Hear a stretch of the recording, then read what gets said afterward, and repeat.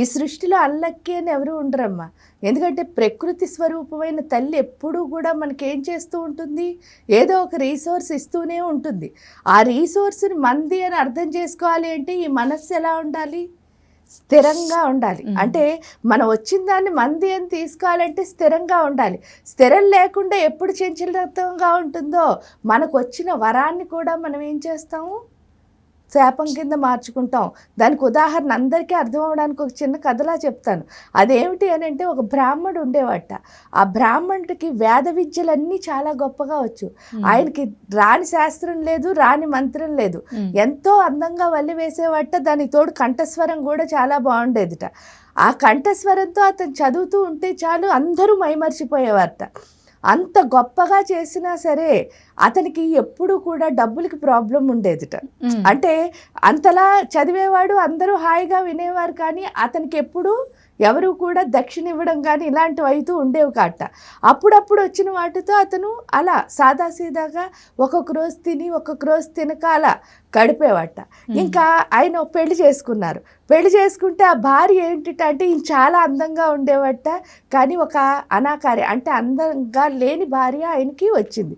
వచ్చేసరికి ఆయనకి రోజు మనసులో ఒక బాధ ఉండేదిట. నాకు ఇంత విద్య ఉంది, ఇంత కంఠస్వరం ఉంది, ఇన్ని ఉన్నాయి, కానీ నేను అనుకున్న పారితోషికం నాకు రావటం లేదు. నేను ఇంత అందంగా ఉన్నాను, కానీ నా భార్య మాత్రం అందంగా లేదు. ఇదేంటి స్వామి అని చెప్పి ప్రతిరోజు బాధపడుతూ ఒకరోజు ఏం చేశాట అంటే, సంధ్యావందనం చేసుకోవడానికి రోజు చెరువుకు వెళ్ళేవట.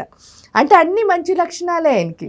సంధ్యావందనం చేసుకోవడానికి చెరువుకు వెళ్ళి సూర్య భగవాను అడిగట, నువ్వు ప్రత్యక్ష దైవం అంటారు, ఎవరికైనా సరే డైరెక్ట్గా నువ్వే ఏ వరమైనా ఇస్తావంటారు, నేను అందుకని నిన్ను అడుగుతున్నాను, నాకేదో ఒక వరం ఇవ్వి. ఏమిటి అందవిహీనమైన భార్య, చాలీ చాలని జీవితం, పోనీ నా దగ్గర లేనిదేంటి, మిగతా వాళ్ళ దగ్గర అసలు ఏవి నాకంటే తక్కువగా ఉన్న వాళ్ళు కూడా వాళ్ళు బాగా అవుతున్నారు, నేనెందుకు ఇలా ఉండిపోయాను అని చెప్పేసి సూర్యుడిని ఏడుస్తూ ఆయన అడిగాట.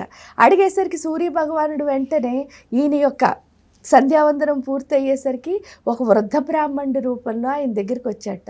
ఆయన దగ్గరికి వచ్చి ఏం చేస్తాట అంటే, ఒరే బాబు ఎందుకురా ఏడుస్తున్నావు అని అంటే, ఇలా ఇలా అయింది స్వామి అని చెప్పాట.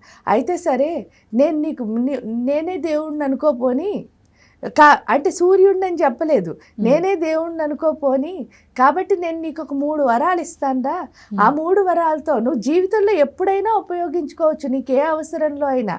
ఆ వరాలు 3టిని నువ్వు ఉపయోగించుకుని నువ్వు గొప్పగా ఎదగరా అని చెప్పారట. ఎదగరా అని చెప్పేసి వరం, నువ్వు కోరుకున్న వరం అయిపోగానే ఈ కొబ్బరికాయ కొట్టు అని 3 కొబ్బరికాయలు ఇచ్చాడు.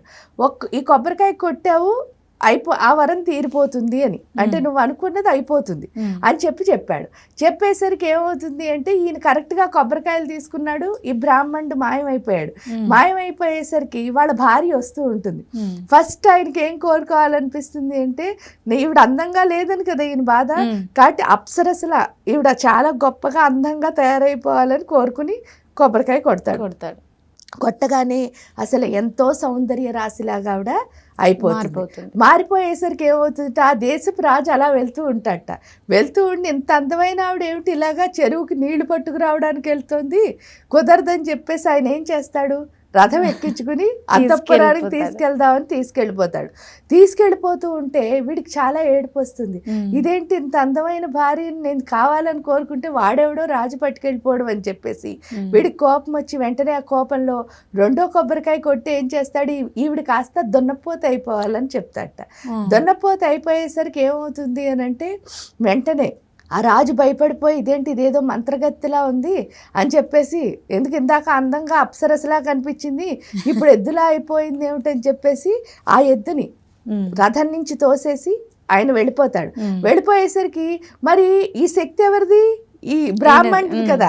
అందుకని చెప్పేసి ఎద్దు బ్రాహ్మణ్ని గుర్తుపెట్టి ఆయన వైపు పరిగెట్టుకుంటూ వస్తుంది. కానీ ఎద్దు స్వభావం ఏమిటి, రంకెలేసుకుంటూ వస్తుంది కదా. ఆ రంకెలేస్తూ రావడాన్ని చూసి, అంటే మరి స్త్రీ కింద కాకుండా ఎద్దు కింద మారిపోయింది కదా. ఆ ఎద్దు స్వభావాన్ని ఎప్పుడైతే చూశాడో ఈ బ్రాహ్మణుడు చాలా భయపడిపోయి 3వ కొబ్బరికాయ కొట్టి మళ్ళీ మామూలుగా నా భార్య ఎలా ఉంటుందో అలా అయిపోవాలని అంటాడు. అలా అయిపోయి వస్తుందిట. అంటే చూడండి, 3 వరాలు ఇచ్చాడు, మూడు ఎన్ని జీవితంలో ఎప్పుడైనా వాడుకుని గొప్పగా ఎదగమని చెప్పాడు సూర్యుడు. కానీ 3 వరాల్ని ఒక పనికిరాని దానికోసం ఏం చేశాడు? వాడాడు. అపోనీ ఆ వరం ఏమైనా పనికొచ్చిందా? మరి ఏమైంది అంటే తన యథాస్థితికి వచ్చేసాడు. అంటే ఫస్ట్ ఎలా ఉందో అదే స్థితిలో ఉన్నాడు.